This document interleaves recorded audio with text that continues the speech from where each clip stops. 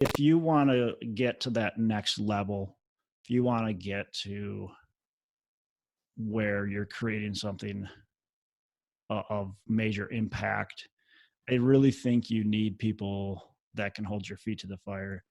And the other thing is, look, I mean, if you're going to take it serious and you're going to spend a little bit of money, you're going to spend the time, you're going to get there faster and you're going to avoid some mistakes. If you have people surrounding you that have been there before or are on the same journey as you, it's going to allow you to make mistakes avoid mistakes that are potentially damaging to your business and really derail you and maybe stop you from even ever doing it.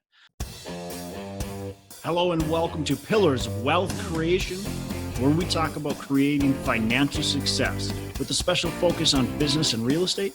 I'm your host, Todd Dexheimer. Now, let's get to it. Hey, our sponsor for the show today is Pine Financial Group, the leader in hard money lending in Colorado and Minnesota, and they were recently approved to offer their investment publicly. This investment offer is only for investors in Colorado and Minnesota and is only made through their investment prospectus. Get your copy today. Simply visit www.pineinvestments.com and click to get started.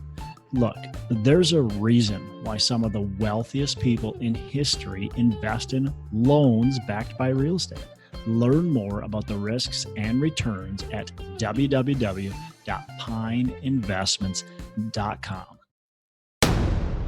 Hello and welcome back to Pillars of Wealth Creation. I'm your host, Todd Dexheimer. With me today, I've got Matt Jones. Matt, how are you doing today?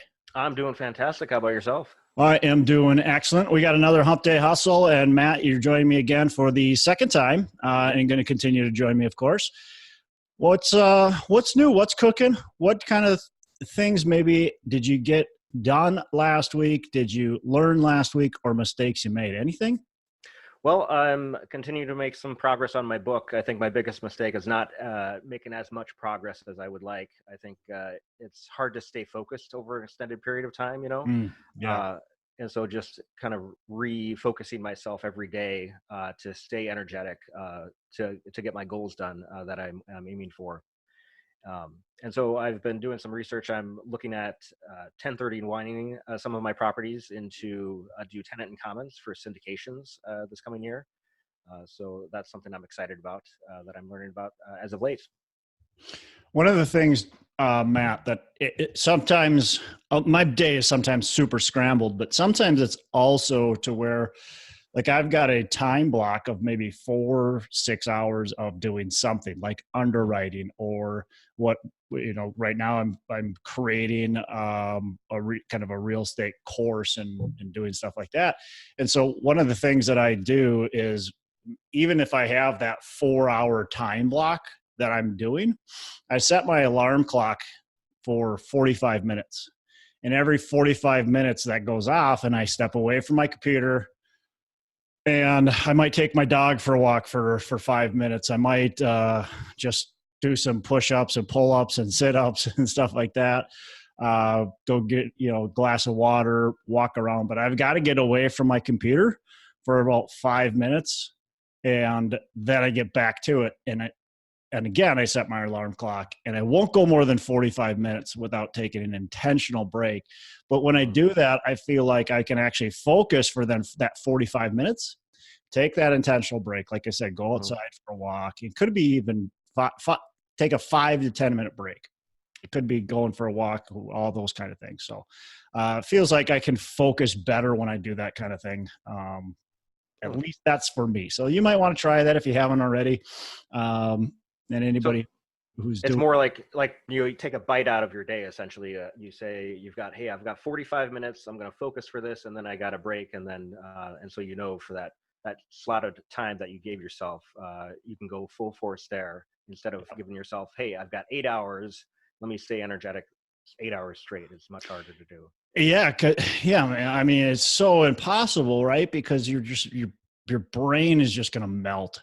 You just can't do it. You can't stay focused for 8 hours. And I think you're going to get a lot more done if you chunk it up into little smaller increments, like 30 to 45 minutes. You might be able to extend those after you do it for a while to like an hour. But honestly, I think you start to like I said, your brain starts to melt. Yeah, that's fair. How about yourself this past week? Any lessons learned or mistakes made? Yeah, I mean, so I think the biggest thing I've been trying to do is just be intentional with kind of my top goals. And so that's one of the things I've really been trying to focus on is instead of having, so I time block every week, right? And I have my schedule set up, I calendar it, and I really break it down by, what am I going to do, at this time and this time and this time. And instead of just going through that, what I've done is I've said, I want my top 3 up to 5 things that I want to accomplish that week. And then within now my time blocking, I make sure I allot a good chunk of time each day to completing my top 3 or my top 5 or whatever in between it is, top 4, of course, if it's in between. And so that's what I've been really intentional about doing and trying to complete. So kind of it's challenging still, but what we can do to remain focused is extremely important because where your focus is where your success is. So, and then I've been very intentional. Right now, I'm all sweaty. I just got back from a run. I'm doing a program called 75 Hard, and it is hard. So it's 75 days of working out twice a day. You're working out for 45 minutes each day, or each time. I mean, one time has to be outside, no excuses, not weather, nothing. It has to be outside. And then you have to drink a gallon of water every day. You have to stick to a strict diet. It can be of your choice. So for me, I'm just eating clean. I'm not eating a bunch of junk food. I'm not eating a bunch of snacks, chips, pop, stuff like that. And then what else do you have to do? Oh, you have to read 10 pages of a business entrepreneur mindset book each day, no alcohol. And I think the last thing is you have to take a picture of yourself every day, which I take a picture and then I delete it because I don't want a bunch of pictures of myself on my phone. But yeah, I'm on day 42, I think, today. So wow. It's been good.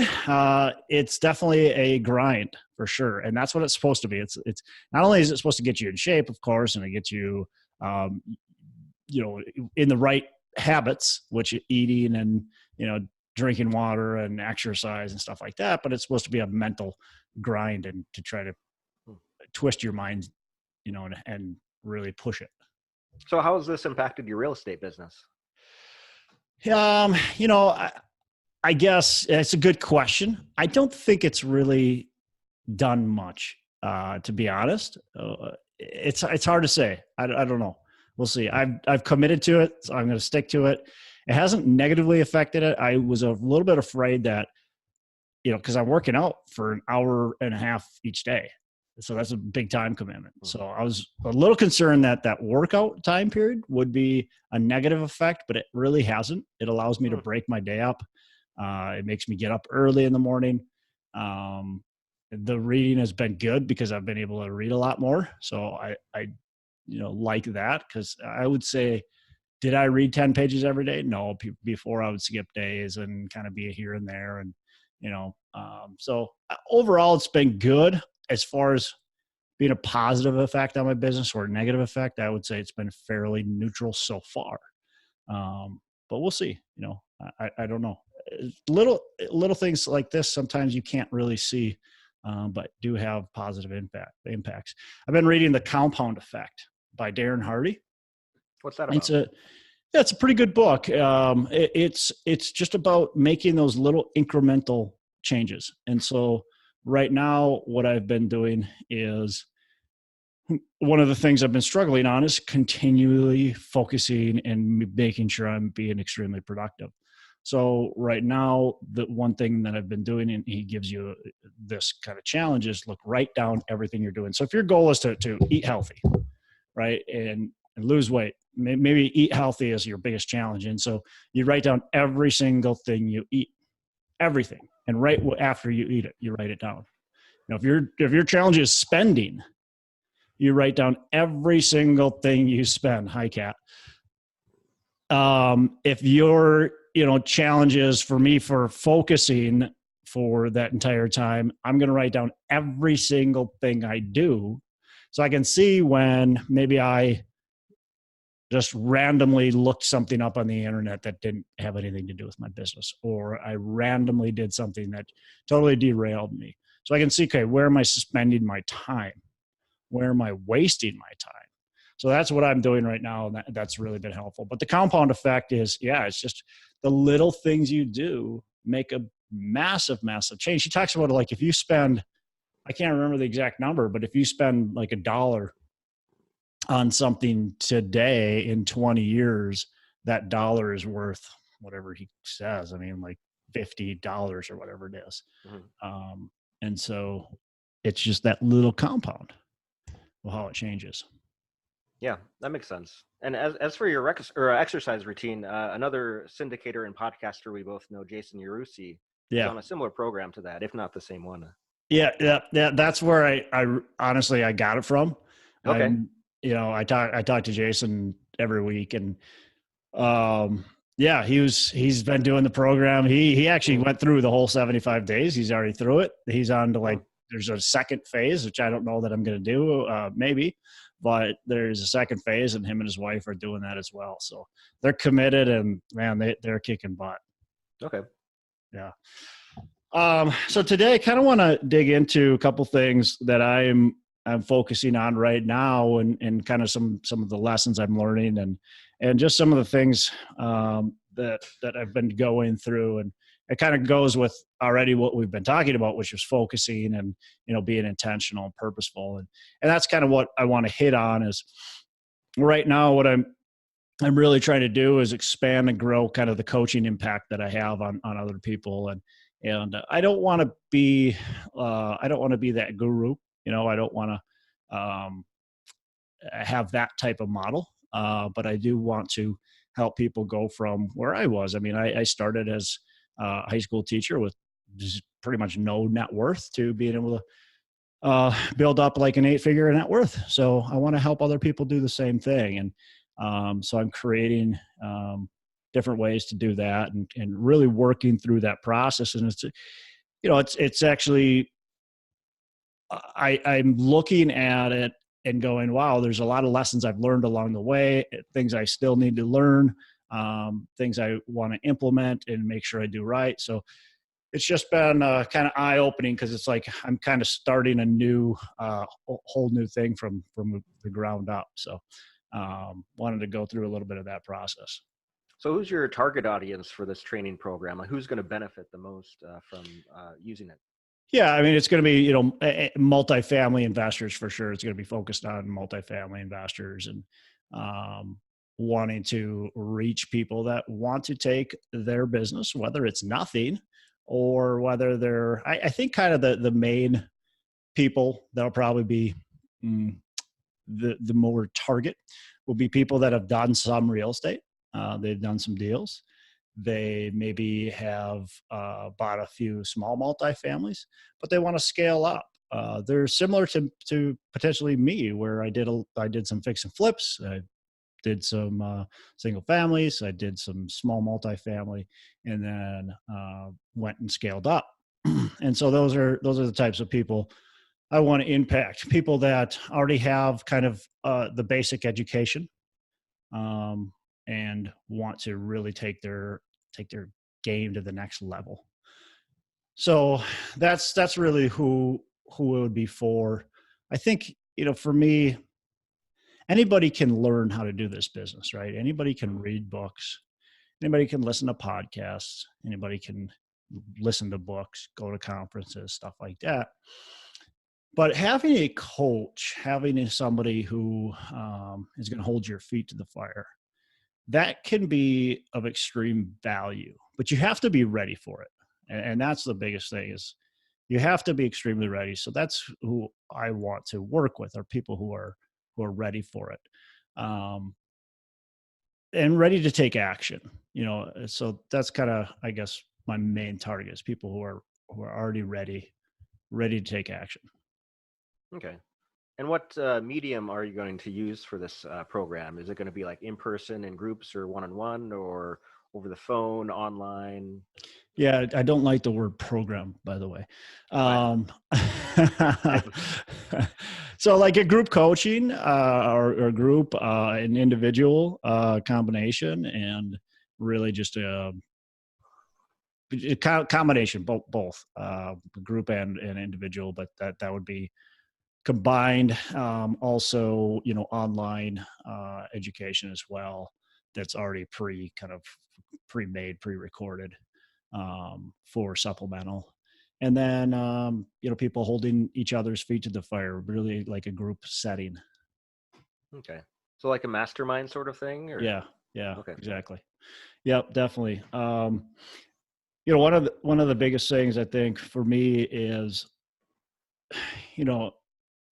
if you want to get to that next level, if you want to get to where you're creating something of major impact, I really think you need people that can hold your feet to the fire.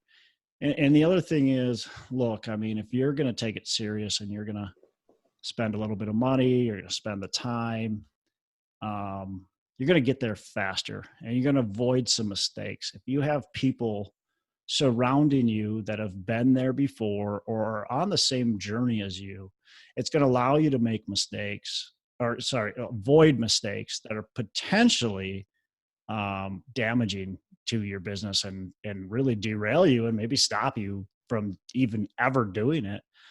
And then it's also going to get you to the point where you want to be faster. And think about, like, if your goal, let's say, is to buy a 100-unit apartment complex, and you can have somebody help you get there, and maybe you buy it 1 year earlier or 6 months earlier.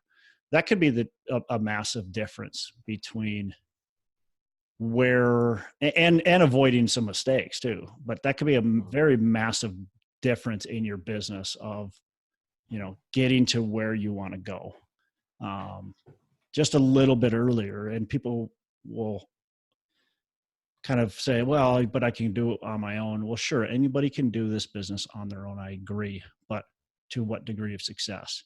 That's the challenge. And I think it's valuable to, like I said, surround yourself with the right kind of people. So whether you want to go through something like that, a coaching program, or whether you want to surround yourself with the right people on your own, doesn't matter, but you still have to do it. Yeah, that makes sense, because like you're saying, anybody can make mistakes. Everybody does make mistakes and learn from those. But the smartest people are the ones who learn from other people's mistakes. Yeah, they're going to progress the fastest. Hey, let's take a minute to thank our sponsor, Pine Financial Group. Look, you work hard for your money. Is your money working hard for you? Because of inflation, money sitting idle erodes your wealth. Many investors understand that real estate is a great investment, but may not want the effort or the risk that comes with owning their own property. They want to sit back and have payments, hit their bank account each and every month. Stop eroding your wealth and start building it by asking your money to work for you. You should be earning profits while you sleep, an investment backed by real estate. Pine Financial Group, the leader in hard money lending in Colorado and Minnesota, was recently approved to offer their investment publicly. This investment offer is only for investors in Colorado and Minnesota and is only made through the investment prospectus. Get your copy today. Simply visit www.pineinvestments.com and click to get started. There's a reason why some of the wealthiest people in history invest in loans backed by real estate. Learn more about the risks and returns at www.pineinvestments.com. It's www.pineinvestments.com. So some of the things that I've been really very intentional about is really detailing how I want everything to look. And I think that's important anytime we've got a business going. We really want to go, okay, where do I want it to be? Like 5 years from now, 10 years from now, like where do I want to grow this thing? And then take and step it back and really take those steps. And then when we do that, we got to go, okay, well, what's, like I said, what's the outcome? And how are we going to step it? How are we going to take those steps to get there? And then from there, each of those steps can be broken down again.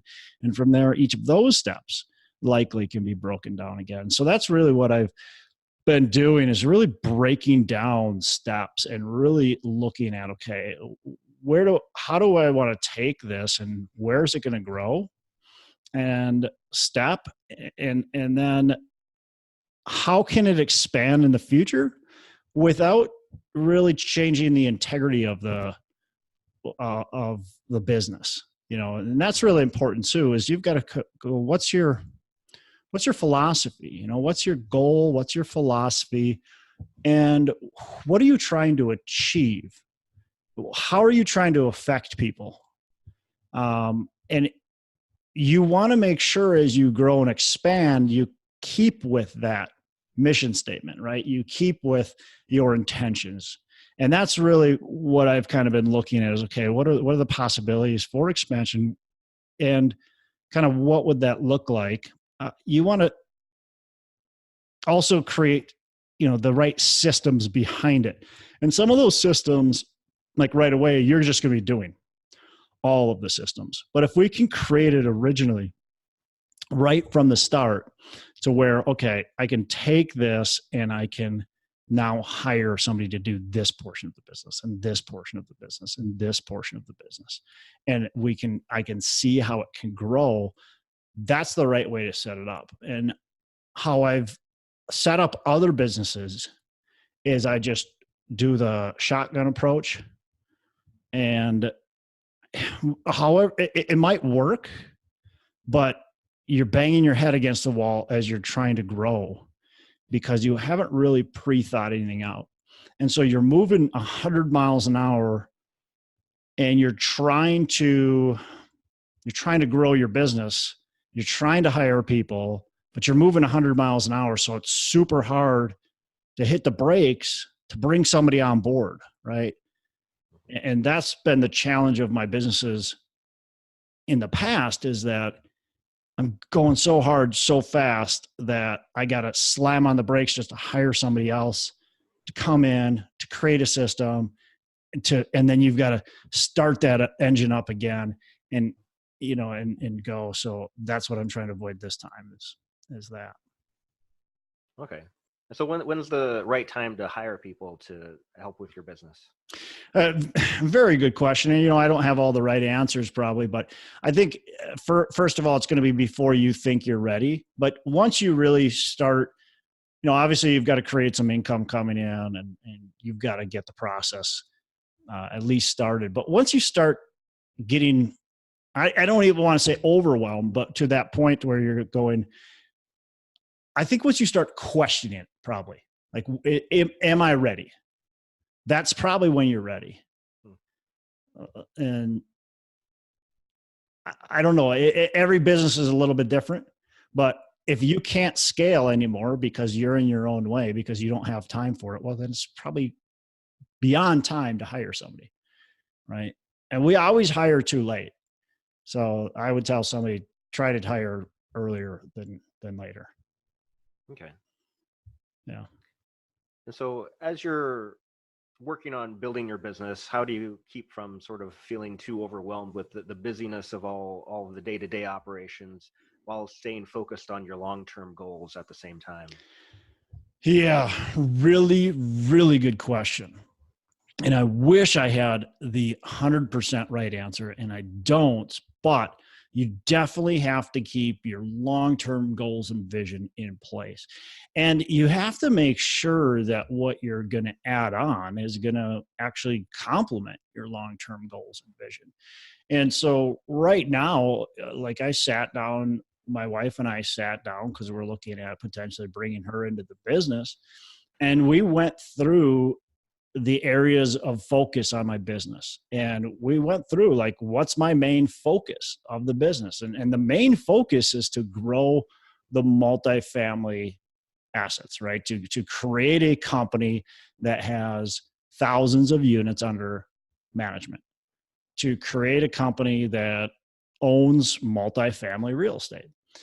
So that's the main goal. and that's the main business. And so then every other business that's created needs to complement that in some sort of way, needs to bring value to that in some sort of way. And if it can't, or if it's going to be too distracting, then it shouldn't be done. And so that, I think that's the first and foremost. You've got to maintain that focus on the first outcome, the main outcome. And then go, okay, now how do I build a new business to supplement, to help, to actually be of value and not hindrance to my main objective, my main business. So that's really important. So as I'm looking at different things, I'm talking about, like, I've got my real estate license. I'm talking about, hey, should I, start to sell real estate more? Well, that probably doesn't really jive into my long-term outlook. Could I create some income with that? Sure. Do I need to? No. Is it a distraction? Yes. Okay. Let's check that off the list, at least for right now. I've got a construction company. Do I grow and expand that? Well, that is potential, because does that add value to my long-term outlook and goals? Yes, it does, because I want to continue to buy multifamily. I want to continue to grow my portfolio. I want to do it not only out of state, which I'm doing right now, but also in state. So having the right crews in place, is that of value? Yes. Do I want to grow and expand that business rapidly right now? No, I don't. Would I have to put the right people in place in order to do something like that? Absolutely. So that's right now, it's there. I've got the construction company, but I haven't grown and expanded. I've talked about it, but right now it's kind of to the back burner. So I think you're really, to answer your question, you really just got to look at what's your main goal and mission, and is what you're doing hindering that, or is it potentially helping that? Okay. And so when you're talking to people who are new to the investment world, what kind of advice would you give them when it comes to setting goals and being really intentional about their actions to achieve those goals? Yeah, I mean, first of all, setting goals, obviously extremely important. I mean, write them down, and get real with yourself. Like, why do you want to do these goals? Like, get real with yourself and get 7 layers deep. I can't remember who wrote it. It might've been Dean Graziosi.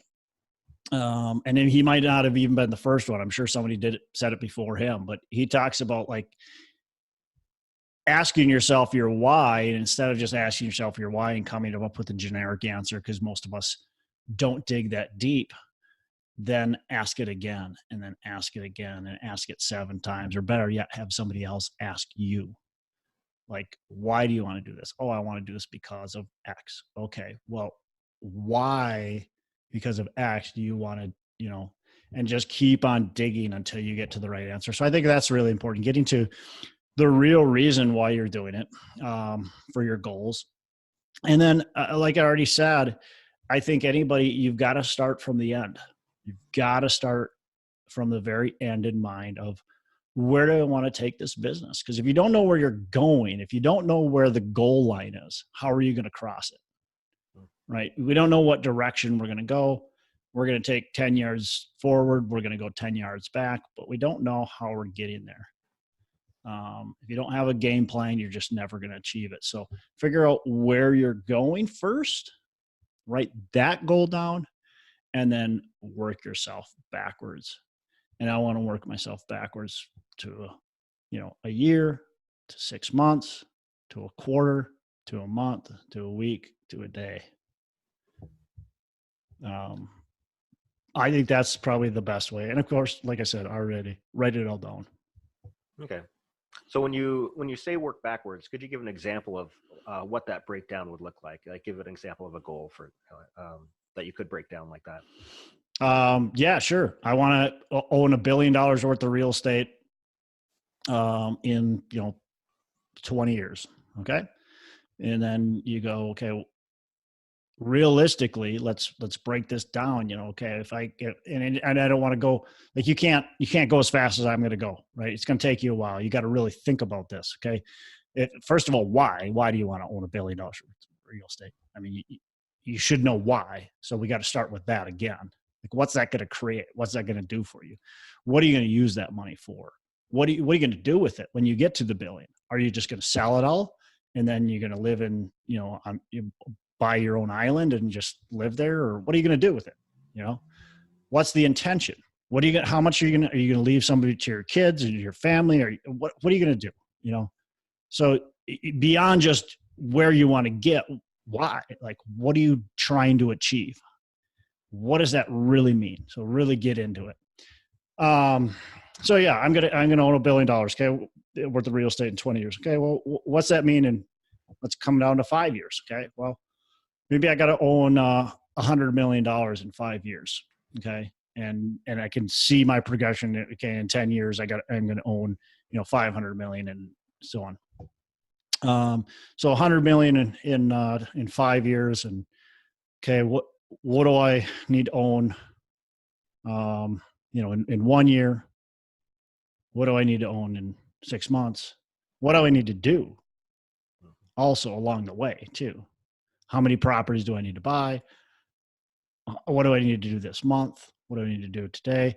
I don't want to break it all down. It's hard to break it all down without like really actually going through that whole process. We want to start actually saying, how many properties is that? How many broker contacts do I need to have? How many offers do I need to be making? Okay. So if I want to get to $1 billion worth of real estate, and I know that's a long ways away, right? 20 years. So if I know in 1 year, I need to buy 500 units. Okay. Now we get a little bit more clear. If I know in this quarter, in order to buy 500 units this quarter, I've got to get a property under contract.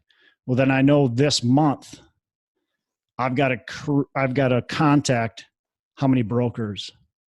Maybe I got to contact 15 brokers. I know that this week I've got to underwrite 8 deals, and I know today I have to write 3 LOIs. And so we can really start breaking that down into, okay, what are our action steps? If I write 3 LOIs, let's call it each week, that's a lot. But if I write 3 LOIs each week, if I underwrite, 5 deals, if I do all this, I can actually get to where I want to go. And we can go, okay, well, shoot, I don't have enough time to underwrite 5 deals. How am I going to do that? Okay, well, maybe I can hire some people. I've got people that are underwriting deals for me. So I'm able to underwrite more deals now to get to my goal.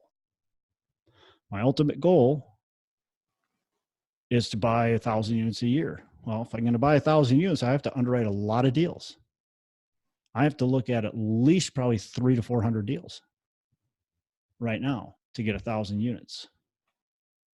So I can't do that myself. I have to hire the right people. So you can start to really see, okay, well, man, if I got to do this, how many people do I need to hire? How many properties do I need to go see? All right. Wow. I don't even have enough time in the day to do all this. Okay. Who do I need to hire to get me there? What's that look like? What's my business actually look like if I start having 1,000 units? If I got 1,000 units now, who do I need to hire to get there? Okay. Well, wow. I need a bookkeeper now. I need this. I need that. And I'm talking to people that they want, 100 units. I get 100 single family units that would be set free. Okay, great. But do you realize that after you get a certain amount of single family units, probably 10 to 15, you're going to be so busy, you're either going to be doing all the work yourself or you're going to have to hire people. Well, what's that do to your income? Now your income starts to go down, right? Because you have to hire somebody. Okay, so now people don't take the look at the whole thing. They just go 100 single family units. I know I can make $300 a month. That'll get to me to my goal, right? Well, but we forgot that along the way, if I got 100 single family units, I need people to show the property. I need people to maintain the property. I need properties. I need to have people to do my bookkeeping. I need to pay taxes. So I need an accountant. I need all these people in place. I need somebody to make maybe a head property manager, whatever, somebody in place to make sure all the systems are running right. We're doing the inspections when we should be. We're contacting the city when we need to. We're paying all of our inspection fees and all that kind of stuff. So we need people in place. So all of a sudden that $300 per single family turns into 175 or 200. And we're going, oh crap, I didn't realize it was so much work because we didn't really think about it. Yeah, that makes sense. So, versus, really being intentional about your goals and breaking them down into achievable bites is a totally different ballgame than just hoping for a better future and hoping that, someday I'll be financially free.